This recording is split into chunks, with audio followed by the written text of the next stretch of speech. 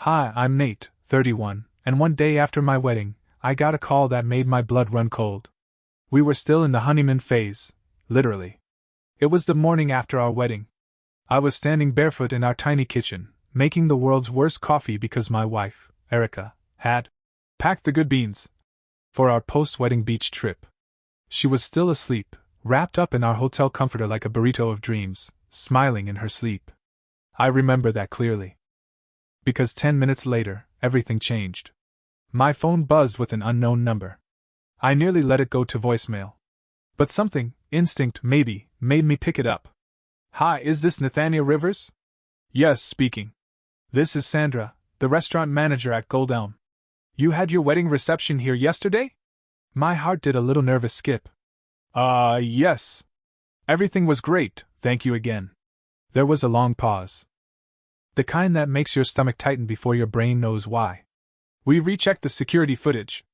You need to see this yourself. Please come alone, and don't tell your husband anything. I blinked. I think you mean wife. She sighed. Right. Sorry. Just please don't tell her. Not yet. That's when my skin went cold. Within 20 minutes, I was dressed and out the door with a half-lie about picking up breakfast. Erica murmured something sleepy and waved, her ring glittering on her hand like a promise. Gold Elm was one of those sleek rooftop places that cost as much as a used car for a single event.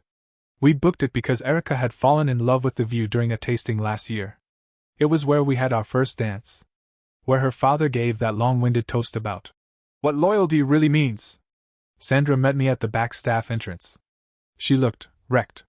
No other word for it. Her lipstick was smudged, eyes puffy, hair tied in a bun that had given up halfway through its job. Before I show you this, she said, I need to say, I debated whether to call you at all. But if I were in your shoes, I'd want to know. She led me to a small office. Smell of grease and printer toner. She clicked play on the footage, fast-forwarded to 11:47 p.m. Well after the cake cutting, after most of the older guests had left. I leaned closer to the screen. There, in grainy black and white, was the terrace lounge area. I saw Erica. And then I saw who she was with. Not a stranger. Not a staff member. Not even a random groomsman. It was my best man. He had her hand in his. Then he kissed her. Full on the mouth. And she didn't pull away. Sandra paused the footage. It goes on for 7 more minutes, she said quietly. You sure you want to see the rest? I couldn't even speak. The only thing I could think was, what the hell do I do now? I didn't watch the rest of the video. I couldn't. I told Sandra to stop it, then sat there in that tiny office staring at the paused screen like it was a death certificate. She offered me water. I took it. Didn't drink it. Just held the cup like it might anchor me to something real. I'm sorry, she said softly. I've managed hundreds of weddings. I've never seen that. I nodded once, stood up, and left without another word. The second I hit the sidewalk, my phone started buzzing again, text from Erica. Where are you? Did you find croissants? Should I get dressed or are we doing breakfast in bed? My fingers hovered over the keyboard. I typed, be home soon. Don't worry. Then deleted it. Then typed, running a quick errand. Be back shortly. Then deleted that too. I ended up just sending, almost done. Love you? Because I didn't know how to lie. But I also didn't know how to tell the truth. On the drive back to the hotel, my mind kept flipping between 3 memories. My best man, Chris, joking about how he used to have a crush on Erica when we first met. Erica laughing way too hard at one of his toasts during the rehearsal dinner. That 7-second kiss on the terrace, burned into my brain in grainy black and white. When I walked into the hotel room, she was out of the blankets and sitting on the windowsill in nothing but one of my t-shirts, legs crossed, glowing in the morning sun like something out of a Pinterest wedding board. There you are! She smiled. You were gone forever. I smiled back. Somehow. Had to pick up something. She kissed me, slow and sleepy, and for a second I forgot. Almost. Did you see my ring? I left it on the counter. I didn't lose it, I swear, I just took it off when I showered. No, it's right there, I said, pointing. I put it on the nightstand. She beamed. You're already husband of the year. My throat closed. We spent the morning packing for the beach trip. I helped her choose swimsuits like I wasn't planning my next move. I held her hand in the elevator like she hadn't just torn my heart in two 12 hours earlier. But here's where it got weird. We were halfway to the car when I noticed Chris had texted me. 3 dots appeared. Then disappeared. Then reappeared. Then he finally sent, "I need to talk to you before she does. Please, bro. Just hear me out." That's when I realized. Erica knew I'd find out. She was just waiting to see what I'd do. I told Erica I left my wallet in the hotel room. "Go ahead and start the car," I said. "I'll be right down." She nodded, keys in hand, and walked off with that easy breezy vacation glow. Like nothing was wrong. Like she wasn't already rehearsing the next version of the truth she'd feed me. I didn't go back upstairs. I called Chris. He picked up immediately. No hello. No apology. Just, "You saw it?" "Yeah," I said. "I saw it." A long pause. Then, "Nate, listen. It wasn't what it looked like." I actually laughed. "You kissed my wife on my wedding night, Chris. Unless that was CPR, I'm pretty sure it's exactly what it looked like." He groaned. "She kissed me first, man." I didn't plan it. I swear to God. I was drunk, I was emotional. I told her I used to have feelings for her, and she said. He stopped. She said what? That maybe, if things had been different. If you weren't in the picture. But you were. You are. She said it didn't matter. But then she kissed me. So you just, what? Slipped and fell mouth first into hers? She pulled away.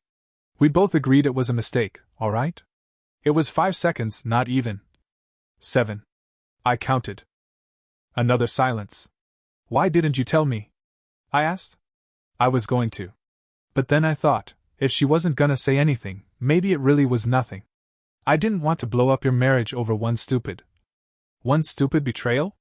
He didn't respond. I hung up. Downstairs, Erica was in the car, window down, scrolling on her phone, humming to the radio like she wasn't the ticking bomb sitting inside my life. And that's when the clarity hit me. If she was already prepping for the fallout, I wasn't going to give her the script she expected. She was probably bracing for a fight. A dramatic confrontation. Me yelling, her crying, maybe a breakup she could spin as mutual heartbreak. Not happening. Instead, I got in the car, smiled, and asked, "You ready to hit the road?" She lit up. Yep. Got the playlist? Of course. And for the next 2 hours, I acted like the happiest newlywed alive. Singing along, holding her hand, pointing out clouds shaped like ducks. Just a perfect little road trip to the coast. But here's what I was really doing. I was making a call to the rental property. Changing the reservation name. Altering the check-in time. Booking a second room under a fake name, just for me. I had one plan now. Let her spend one perfect day thinking she got away with it. And then, on the second night of our honeymoon, I'd leave her behind. The beach house was exactly how the photos promised.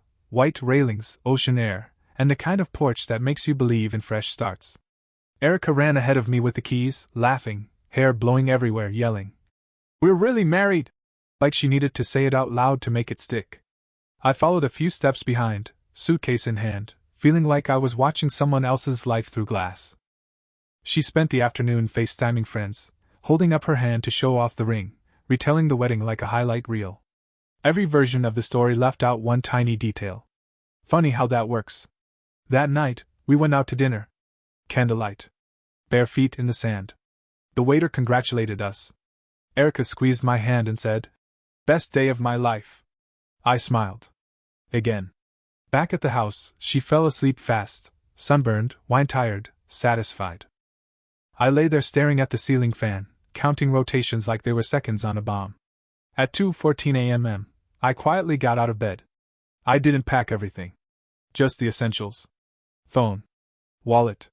Passport. Ring. Yeah. The ring.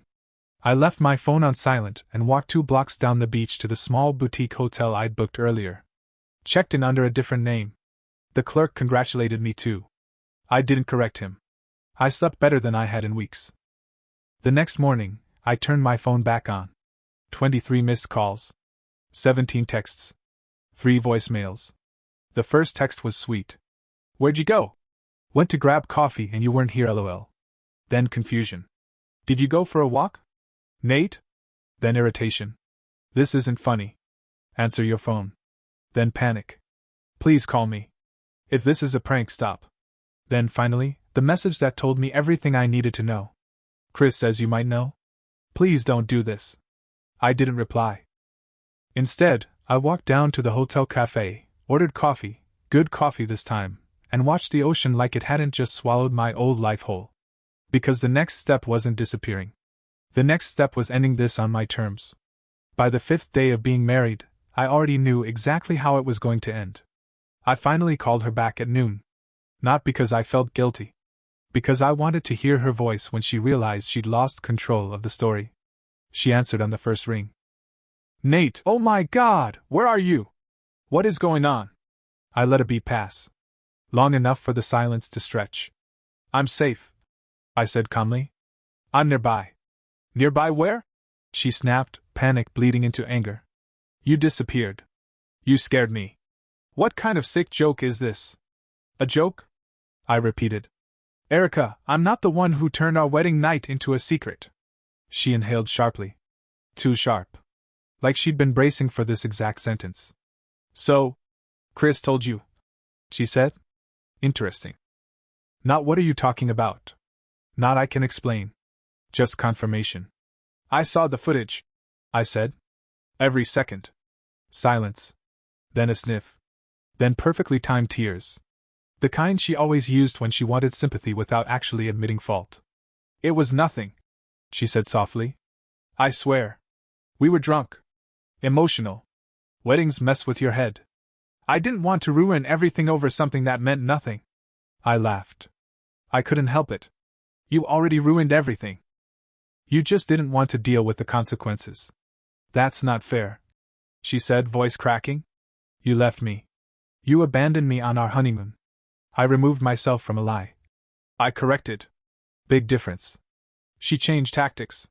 Got angry. So what, you're just done? After everything we planned? After all that money? You don't even want to talk about fixing this? There it was. Not us. Not love. Money. Plans. Image. I'm talking to a lawyer, I said. Her crying stopped instantly. Like someone flipped a switch. You wouldn't, she said. We've been married 5 days. 6, I replied. And yes, I would. I told her where to meet me. Neutral place. Public. Late afternoon. I wanted witnesses. She agreed too quickly. Like she thought this was still salvageable. She showed up looking exactly how she always did when she wanted to win. Perfect hair, minimal makeup, white dress like some twisted encore of our wedding. I slid a small envelope across the table. Inside was a printout. Still frames from the security footage. Time-stamped. Clear enough to remove all doubt. Her face drained of color. You planned this, she whispered. No, I said. You did. I just finished it. Then I slid one more thing across the table. My ring. I'm filing for an annulment, I said. Infidelity. Immediate. Clean. She stared at it like it might bite her. You're really doing this, she said. Yes. And for the first time since I met her, she had absolutely nothing to say. She didn't cry. She didn't beg. She didn't even leave. Erica just sat there at that little outdoor cafe table, frozen like her world was buffering, and all she could do was try to download a new personality fast enough to keep me from walking away. You're making a mistake, she finally said. Her voice was flat now. Strategic. This'll ruin both of us. It doesn't have to go public. I leaned back in my chair. Only one of us kissed my best friend on our wedding night. Only one of us lied for 24 hours like it never happened. I told you I didn't mean. But you did it. I cut in. You meant it enough to not tell me. You meant it enough to hope I'd never find out. She exhaled. Fine. So you want to ruin me? Is that it? No, I said. I want you to face what you actually are when no one's watching. That's all. She blinked. That landed. The waiter came by to refill her water. She waved him off like he was a personal insult. She was unraveling, piece by piece. But still trying to control the pace. Still trying to hold the frame. Are you planning to tell people? Your parents? Our friends? Everyone? she asked finally, like she still had some leverage. I smiled. You think I haven't already? Her mouth twitched. Chris already moved out of his apartment. Did you know that? I said casually. His girlfriend left him. Sent me a thank you card. Erica flinched. You told her? She whispered. She figured it out. Saw the texts? Just needed confirmation. I watched her face go through the 5 stages of PR crisis in real time. Deny. Redirect. Minimize. Delay. Collapse. She tried one last time. You're not perfect either, Nate, she said. You're passive-aggressive. You hold things in. You're right, I said calmly. I hold things in. I stood up, slid the chair in slowly. But not anymore. I walked away without looking back. I didn't have to. Because Erica stood up, slammed the ring on the table like it would make a point, and stormed off in the opposite direction, heels clacking like angry punctuation marks. It should have felt victorious. Instead, it felt like someone hit stop on a movie I'd been stuck in for years. But here's the thing about endings. You don't realize how heavy something was until you stop carrying it. And I was finally free. It's been 3 months since I walked out of that cafe. The annulment went through faster than expected. Turns out, caught on video kissing the best man on your wedding night is a pretty solid legal argument for fraudulent misrepresentation of intent to enter a marital union. In other words, thanks for the free wedding, Erica. Hope the shrimp skewers were worth it. I moved back into my old apartment. The one I'd never fully let go of, thank God.